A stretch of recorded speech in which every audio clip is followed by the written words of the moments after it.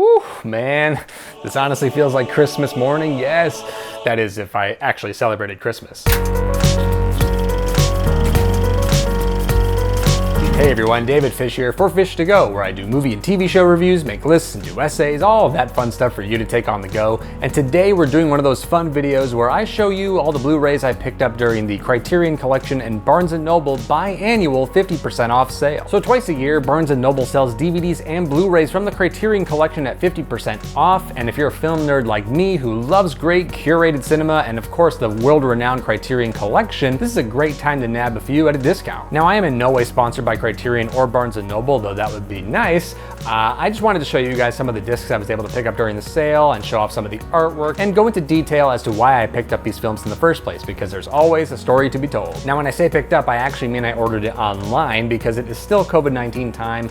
I'm not personally ready to go back into a store yet, so I was only able to find whatever was available in the online store. And since it was online, that means I had to get it shipped to me from the United States Postal Service, which if you've been living under a rock the past few weeks, you know that the USPS needs our support now more than ever. Here's a website and number you can text to show your support and of course give the workers the much needed assurance that they are an essential federal service. So with that said, I'm honestly just waiting for my shipment to arrive. So, sounds like that's them. Man, the Postal Service is a great service. So show your support. Let me just go grab the discs and I'll be right back and we can jump into it. Of course, as always, if you wouldn't mind hitting that like button, subscribe, and ding that bell so that way you can support the channel and get notified as soon as content drops. And if you have your own thoughts on the films I'm showcasing, or if you want to see individual reviews of these, be sure to let me know all of that in the comments down below. So I'll be showing these off in no particular order, but let's start with the most recent release, which is the 2019 drama Celine Sciamma's Portrait of a Lady on Fire. Now this came out late last year in theaters and the release was so limited that I didn't really get the chance to see it. Luckily for most of us with a subscription to Hulu, it was made available in the COVID-19 lockdown and it made a pretty bleak springtime into a much better time. But honestly, I couldn't have been happier to have seen the movie in this time because I absolutely fell in love with it. Director and screenwriter Celine Sciamma captures this tender relationship just like its title implies, in a very painterly and fine artistic fashion. The attention to detail is breathtaking and the romance between the film's main characters imbues an eroticism and magnetic energy that the best romances do. So it's an absolutely fantastic film, and when Criterion announced it would be part of the collection, I knew it was a must-have. The transfer is director approved, which is great, and I can't wait to see the subtleties. And the artwork of the case itself is also welcome, even though the artwork of the original poster art was absolute yeah. I'm also super interested in seeing all the interviews that are on here with the actors and the cinematographer, and an interview in 2009 about the paintings in the film that inspired this movie. So yeah, I cannot wait to check this out. Next up, we have a film from 1948, so we're going back about 70 years. This is Vittorio De Sica's classic, Bicycle Thieves. Now, if you're in film school or a budding filmmaker, you're almost forced to watch this movie because it is a prime example of Italian neo-realism, which was a movement during and post-World War II that showcased more of the poorer and working class, casting non-actors and shooting on location to give you the greatest sense of being dropped into reality. And sure, the film is essential for its contribution to cinema at that point in time, but it's also a story that's truly unforgettable. The story of a boy and his father and a bicycle that could be the very difference between putting food on the table or not is one of those special ones that's both heartwarming and heart-wrenching. Vittorio De Sica composes each shot with intention, as if no frame can be wasted, and we, as the audience, are the spectators behind the glass to the struggles of a man and his fellow countrymen. I think the box art is pretty to the point, with the main character Antonio front and center. I also really like the insert booklet that comes with this. It's pretty thick. It comes with some interviews and some just insight into the making of the film. I love that it's also like just different colors, and also just the texture of it. It's hard to really explain to the camera because you can't feel it, but it feels like paper. It doesn't feel like plasticky. It has this like matte finish, which is really nice. And I'm also really interested in seeing the 4K digital restoration and some of the documentaries on here. When I saw this in film school, it was on a crappy DVD with I can kind of remember the quality of, so again, really looking forward to seeing this. It should be in every filmmaker's collection, and now it's in mine. Next up is actually a film that I reviewed for my 100 Days, 100 Movies challenge, which you can click on that button in the corner to check out. When I reviewed it, I loved it. and I actually saw this not too long ago. I might do another revisit of this and maybe my grade will change.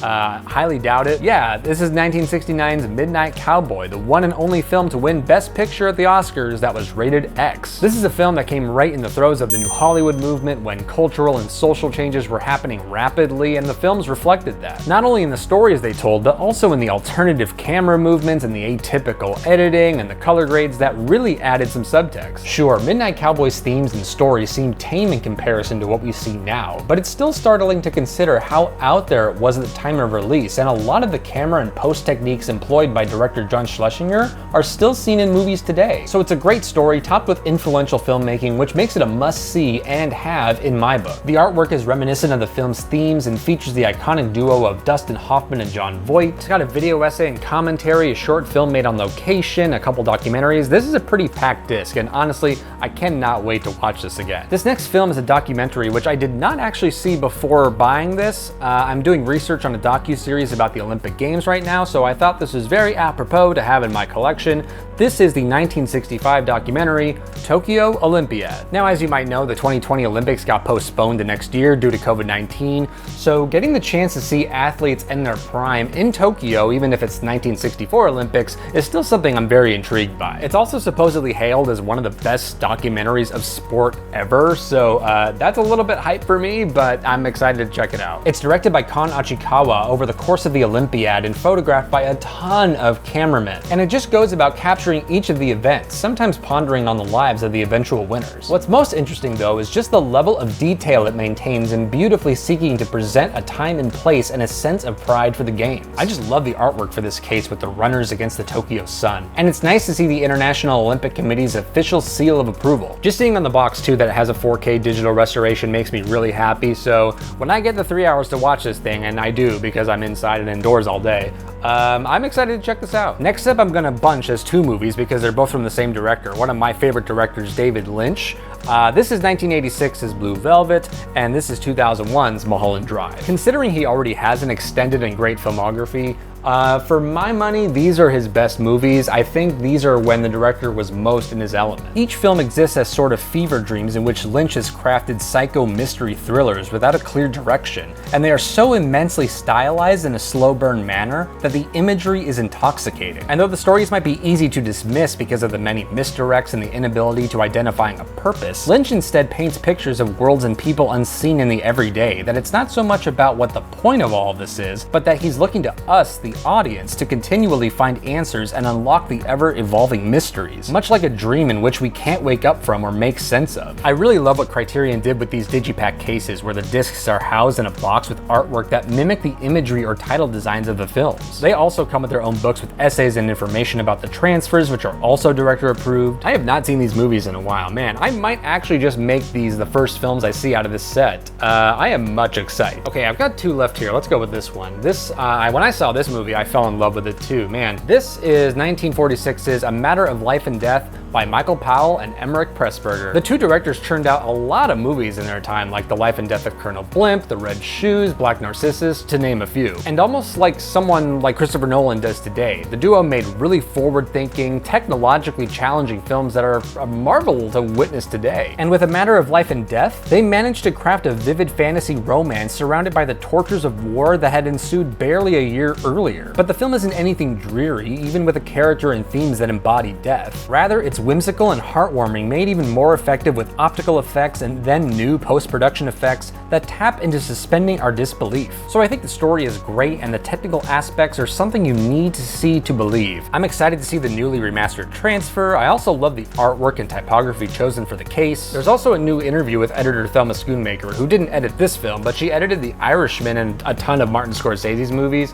I actually saw her this year for The Irishman, and that was just amazing to be in her presence. So I am really excited. That's an understatement. Last but certainly not least, we have to flash forward to 1997 for. I saw this film in my International Cinema Studies course, and I think it was the only film that I took away from that course that I fell in love with. Everything else was fine, but this I loved. This is 1997's Taste of Cherry by Abbas Kiarostami. It was awarded the Palme d'Or, which is the highest honor you can receive from the Cannes Film Festival.